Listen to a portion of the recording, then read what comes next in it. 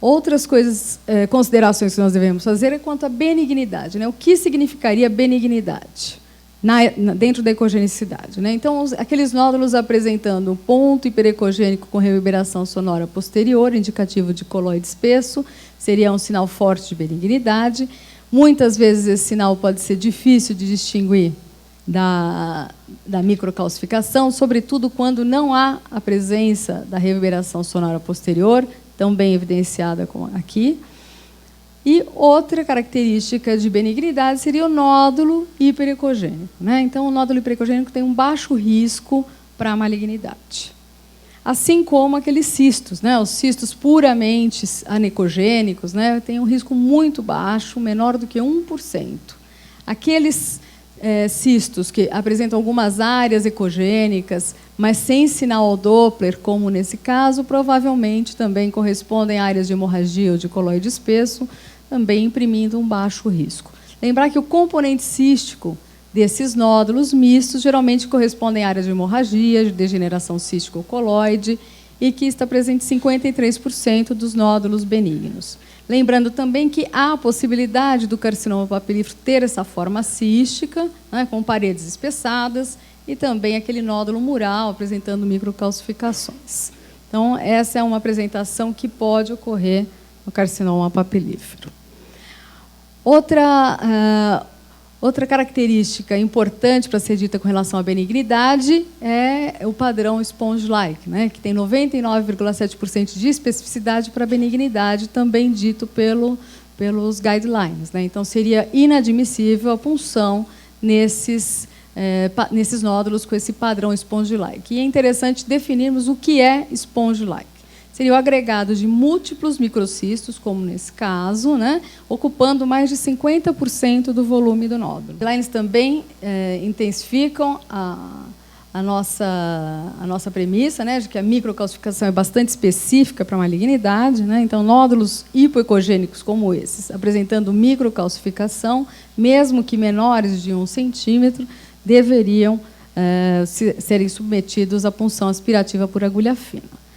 Premissa interessante, e o conceito importante de ser feito é a calcificação em casca de ovo, eggshell, né? Que é aquela calcificação fina, circular, né? Sem fragmentações, e que permite a passagem do som, podendo se observar dentro do nódulo, né, a sua ecogenicidade. Então, essa seria o nosso conceito de eggshell, diferente dessa, que é uma calcificação espessada, só classificada como uma calcificação periférica, né, e grosseira, que faz a sombra acústica dentro do nódulo e apresenta, às vezes, algumas fragmentações. Muitas vezes a microcalcificação pode estar associada também a calcificações grosseiras, como nesse caso aqui. Como eu disse, a microcalcificação tem uma especificidade elevada para a malignidade. Isoladamente, ela não é preditora de malignidade, mas seria o melhor sinal se tivéssemos que escolher algum deles, né? Então, a gente sabe que está presente em até 60% dos carcinomas, né? Algumas casuísticas falam entre 25% e 40%, com uma sensibilidade de 61% e uma alta especificidade na nossa casuística. Só para lembrar, né? Esse tipo de calcificação nós deveríamos sempre classificar como periférica, fragmentada, assim como essa daqui, e jamais como eggshell, né? Esses casos aqui eu trouxe para a gente poder até conversar um pouco a respeito. Vocês acham que isso daqui é microcalcificação? Como vocês classificariam? Microcalcificação ou coloide espesso? Quem acha que é microcalcificação? Ninguém quer falar, né? Na verdade, isso daqui, como a gente não tem a reverberação sonora posterior, a gente não pode descartar que seja microcalcificação. Então, a gente tem que valorizar esse sinal, né, e falar que é um nódulo misto com esses pontos densos que podem corresponder a microcalcificações, com esses pontos hiperecogênicos, né? E temos uma outra área também, né? Então, essa outra área, na verdade, foi um achado do exame, não tinha sido visto anteriormente. Nós biopsiamos essas duas áreas, esse daqui foi um bócio, e esse daqui, sim, era o carcinoma papilífero nessa paciente, né? Então, uma área de microcalcificação isocogênica ao tecido tiroidiano. Outro ponto importante na avaliação do nódulo, né? Dimensão. Então, dimensão, atualmente, eu tenho sempre feito o volume do nódulo. Por quê? Porque o controle evolutivo fica muito mais fácil. Não é? Nem sempre a gente faz da mesma maneira o corte ultrassonográfico que foi feito no primeiro exame. E, nesses guidelines novos, a gente tem algumas orientações a respeito do controle evolutivo, baseando-se no tamanho. Né? Agora, se nós fôssemos basear a indicação de PAF apenas no tamanho do nódulo, nós teríamos aí a perda de 1/3 dos nódulos malignos da tireoide. Né? Então, o tamanho não pode servir de valor preditivo para a malignidade. E os guidelines utilizam o tamanho de corte de 1 centímetro de diâmetro para solicitar a PAF de rotina. Contudo, eles ressalvam que a associação com os critérios ultrassonográficos é sempre desejável. Não é porque o tamanho tem acima de 1 centímetro que se vai fazer a punção, né? Óbvio. O que eles estão querendo dizer é que, em nódulos menores que 1 centímetro, há sim que se associar sempre o risco, passão, né? E também as características ultrassonográficas, aí para fazer a nossa indicação da punção aspirativa. Outra ressalva dos guidelines são os microcarcinomas incidentais, ou seja, aqueles carcinomas abaixo de 1 centímetro. Eles falam que, apesar de ser um mito, né, de clinicamente não serem relevantes, tudo quando medem mais do que 5 milímetros de diâmetro. E essa relevância, na verdade, ganha mais força quando está associada a alguma linfonodopatia, ou por algum exame de imagem, ou por detecção de palpação, né? E esses linfonodos também devem ser sempre monitorados. Apesar de baixa, né, a incidência de um falso negativo não é negligenciável. Isso pode ocorrer em até 50% dos casos de citologia benigna. Né? E essa ocorrência pode aumentar naqueles nódulos que têm um diâmetro superior a 4 centímetros.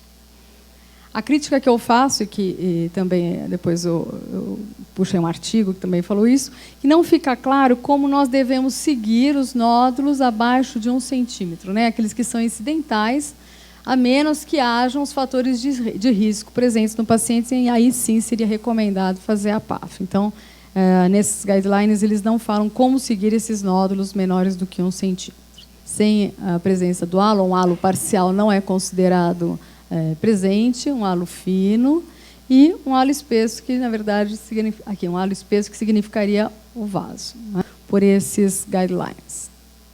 A forma que, na verdade, vem aparecendo aí na literatura como um fator aí de risco, deve ser observado no eixo transversal se a altura é maior do que a largura, né? Assim como se faz na mama, nos nódulos de mama. Então, lembrar que, apesar dessa forma poder ser indicativa, em geral já está associada a outras características, né, como as margens anguladas, às vezes os contornos irregulares, presença de microcalcificação e hipoecogenicidade. Lembrando que a maior parte dos carcinomas que nós observamos na prática clínica são de morfologia arredondada. E o mapeamento Doppler, né? O mapeamento Doppler, esses guidelines valorizam a vascularização interna. E aí a gente pega um artigo que saiu agora em abril na Radiology, mostrando que esse grupo aqui coreano conclui que vascularização interna não aumenta o risco, que na verdade não é útil na associação ou não, ou isoladamente com os critérios ao modo B. Então, eu fico pensando, né, como é que alguns autores acham tanta sensibilidade, especificidade nesse método e outros não é? Devemos levar em conta qual é o método empregado, a técnica que foi utilizada, a classificação do mapeamento Doppler que foi observado aí por esses autores, topografia onde predomina essa vascularização. Né?